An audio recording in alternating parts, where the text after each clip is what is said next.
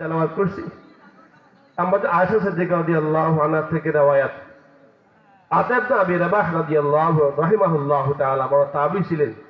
তিনি বলেন, আম্মা জান আয়েশা, হুজুর আসলে আমাকে বলেন, হুজুর আসলে বয়ান ছাড়েন। আতা ইবনে রাবাহ বলতেছে, আম্মা জান আয়েশা, আল্লাহর হাবিব মুহাম্মদুর রাসূলুল্লাহ বলুন সাল্লাল্লাহু আলাইহি ওয়াসাল্লামের আশ্চর্যকৃত কথা আমাকে শুনান, আশ্চর্য কিছু কথা আমাকে শুনান। আম্মা জান বলতেছেন, আতা, আল্লাহ নবীর সব ঘটনাটা আশ্চর্য ছিল, পুরা জিন্দেগির সব ঘটনা কি ছিল? আজাবুল আজাব, সব আশ্চর্য ছিল, সব আশ্চর্য ছিল। আমি তোমাকে কোনটা বাদ দিয়া কোনটা শোনাবো? যখন বলছে একটা কথা স্মরণ হয়েছে, একটি ঘটনা স্মরণ হয়েছে। আয়েশা, একদিনের ঘটনা, এক রাতের ঘটনা।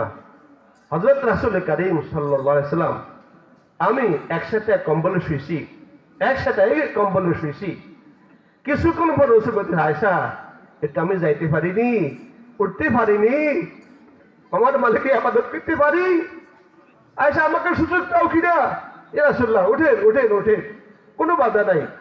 আয়েশা বলেন, আল্লাহর হাবিব মুহাম্মদুর রাসূলুল্লাহ সাল্লাল্লাহু আলাইহি ওয়াসাল্লাম উঠলেন, ওযু বানাইলেন, ওযু বানাইয়া নামাজে দাঁড়াইছে, লম্বা কারাত দিয়া নামাজ পড়তেছে, আর কান্নাকাটি করতেছে, আর কাঁদতেছে, আর কাঁদতেছে। আবার রুকুতে গেলেন,